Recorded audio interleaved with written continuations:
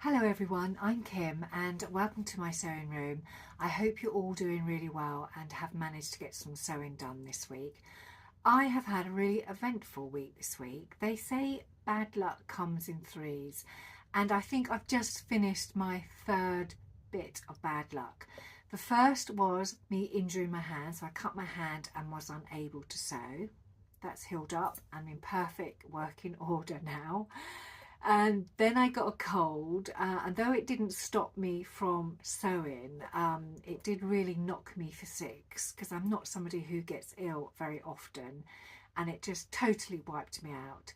And then the third bit of bad luck for me was catastrophic. Oh my God, I was hoping today to show you my pink corduroy Atenas jacket, but I made a huge mistake on it. So I'm going to show you the mistake. And I've only ever done this a few times in my sewing life. But when you do it, your heart just sinks. So I was sewing up the sleeves of my tennis jacket, and I was, it was coming to the end, so I could see the end in sight, and I was sewing up my tennis jacket. I was overlocking it or serging it, and as I was serging it, I wasn't watching what I was doing, and then the serger caught this bit of my sleeve and has made a horrible hole in the bottom of it, and I can't, it's in a weird place, so I can't actually disguise that in the seam allowance or the placket. So that is where it is on the sleeve, you can see there. And I'll show you on the made up jacket, or partially made up jacket, where it would actually be. So I know that I would have had to order some more fabric. So here's the other sleeve, so you can see this is the placket, and that hole effectively sits just there. So I went into a bit of a meltdown. I couldn't believe I had done it, that I had been stupid enough to not pay attention. And because Sherwood's had just had their 50% discount sale, I panicked because I thought, oh my God, what if this fabric has been so popular that I can't manage to get any more of it, and I've got this like 90% finished garment. So I decided to quickly get on their website and order it. Thankfully they did have some, so I've ordered a metre of this fabric, and I needed a metre because obviously corduroy's got a pile on it, so I need to make sure that I could cut this out on the grain, and the sleeve length is quite long, so I definitely needed a metre. So because Sherwood have had their fabric sale, they have put a notice on their website that delivery takes between 5 and 7 days. So I knew this new fabric wouldn't be making an appearance anytime soon, and I didn't really want to start anything new, so I decided to have a look around and see what I could do. So because I had quite a bit of this remnant corduroy left, I thought I would make a little coat for Doris. Now you're saying, who's Doris?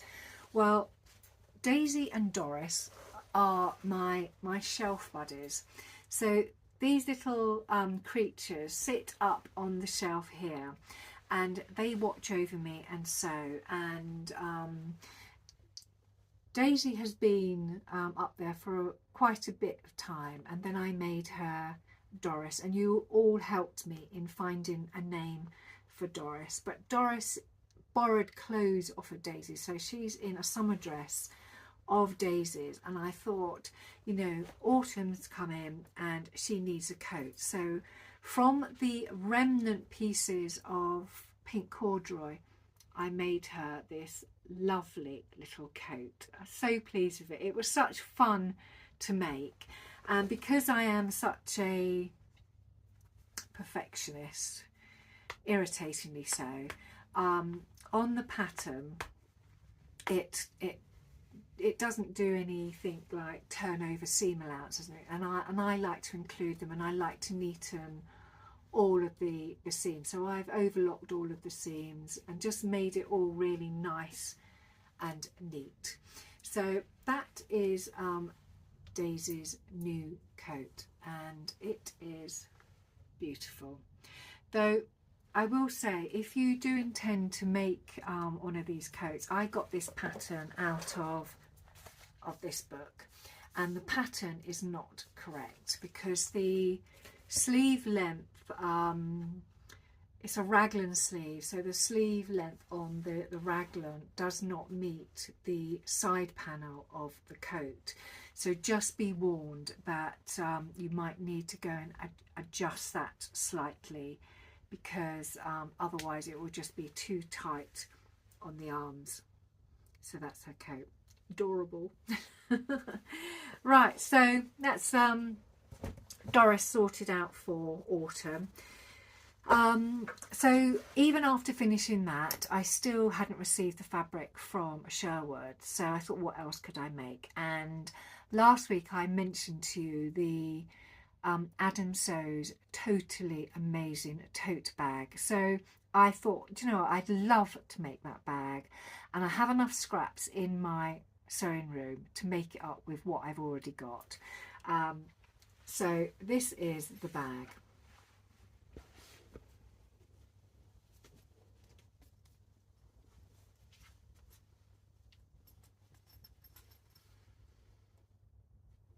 She is an absolute beauty. So Adam is a real Tula Pink fan, and I must admit I mean everybody loves Tula Pink fabrics, they are so vibrant. And I did have this flamingo fabric in my stash, and I was going to use it for the cavalcade bag, and I've made 2 of those previously, which I've shown you, and I will put a card up so that you can link to that if you want to go and have a look at them.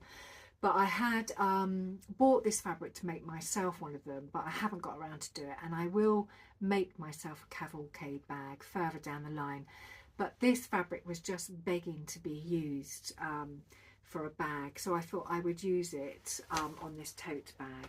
And also the internal fabric is this beautiful fabric that I got from a Studio 77 subscription box, and because of the tones in this fabric, you can see there's purple, teal and pink and greens. I just thought that fabric works really well with this flamingo fabric.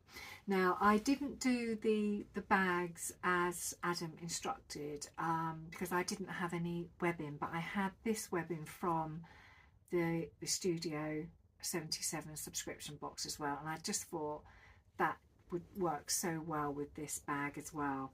I did the internal pocket, which is optional, and I made this out of I used the zipper tape from my stash and the zipper pull, and inside I just lined it with some more of the flamingo fabric that I had left. Adam uses a fleece which is sandwiched in between the 2 fabrics. I didn't have any fleece, but I did have some by Annie soft and stable, so I used that instead. So that's why this bag has a little bit more structure, and because I use that, I have a little snippet here, you can see it better. You can see this the by Annie soft and stable has been sandwiched in between the flamingo fabric and this internal fabric, and I've also quilted it, so I quilted it diagonally to give it I just like diagonal quilting, so I just did my thing. So this bag has turned out really well, and it has become really useful because I put a lot of my projects in here which I transport from my sewing room downstairs and vice versa, and it is such a nice size. I can definitely see myself making more of these in the future. So go and treat yourself to the pattern. It was only a tenner, and it's so nice, and Adam instructions are very precise. You get a free video with it, so he takes you through the process step by step. my pink corduroy fabric still hadn't turned up, so I decided to turn my attention to the jacket that I had planned for my husband. So I'm going to make him the ME2036, and the fabric for that jacket has turned up. So he selected this beautiful herringbone chambray fabric. It's called herringbone chambray denim, and on the description on the website it said it was a 9 to 10 ounce weight fabric, 75% cotton, 25% linen. So when it did actually turn up, I was quite surprised at how lightweight it actually was. So I've done my fabric card here so you can see this fabric swatch a bit better, so you can see how flimsy it is. It's not what I would actually call a fabric weight denim. So the way around this is to actually adhere a fusible to the back of it. So I'm going to turn this lightweight fabric into a more appropriate jacket weight fabric, and to do that you need something like this. Now this is called Coat Fusible. So this fusible is really soft, it's very pliable, and there's no stiffness to it. It has on the back, if you look on the back, it has this mesh woven into it, and this is what will give more structure to my existing fabric. And this is the front, and this is very, very soft. So I will apply this to that fabric, and that will give it the weight I need to make this jacket. And I do have quite a lot of this stuff, so I don't have any fear of running out of that. So I will be preparing that, and I will take you through the process as I work my way through it. But I was looking at my husband the other day, and I did think, because of the bad luck I've just had recently, I thought I need to maybe play it safe and do a twirl. So I'm going to do a twirl first, because I haven't made this jacket before. So I want to do a twirl, because even though my husband's quite tall, he has a little bit of a tummy on him, and this jacket finishes just under the tummy. So I just want to make sure that once this jacket is made up, it will fit him in all the right places, because I would hate for it to be too tight over his tummy, because he won't wear it. So that is my plan in respect of his jacket. Haven't made any purchase this week. I have been so good. I think I've been so distracted by waiting for this corduroy fabric to turn up that I haven't been hunting for anything online. So miracles do happen. I haven't purchased anything this week. So I think that is it for today. If you haven't subscribed and you've enjoyed the content, it would be lovely if you could subscribe. And if you are a subscriber, obviously I thank you for supporting my small channel. And Daisy, Doris and me wish you all a great week. So we will see you all very soon. Take care. Bye.